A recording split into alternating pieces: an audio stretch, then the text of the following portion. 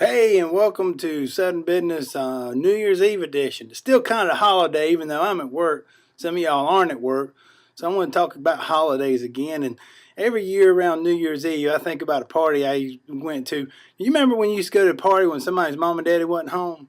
Well, this was one of those parties. And then the boy's mom and daddy weren't home, and Crazy Kevin was there. Now, Crazy Kevin thought he could do anything he saw on TV. In fact, he's the reason that when they do something on TV, they say, please do not try this at home.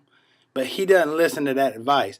And this particular house had a carport, and out in the carport were a couple of watermelons. Now, he had seen on David Letterman's Stupid Human Tricks, this man took a watermelon, picked it up over his head, and smashed it over his head and broke it open. He was pretty sure he could do that too. So we got everybody out there in a circle, and he got that watermelon picked up over his head, no shirt, eyes closed, and hit himself in the head, and his neck went right down into his neck. Now, most of us at that point would say, well, that didn't work. That watermelon was still just as whole as the day it was born.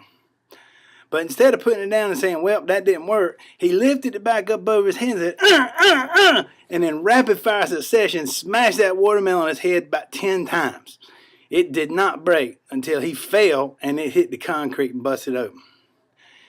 Now, the reason I tell that story is we're going into a new year here, and some of y'all been hitting yourself in the head with a particular watermelon for all year. Quit doing that! Now, I know this isn't about business, it's more about life, but we're going to get back in business next year. Be sure you quit hitting yourself in the head with those watermelons that won't break. Just drop them on the concrete and let them bust open. And we'll see you next year on Southern Business. Tell your mom and them I said hey.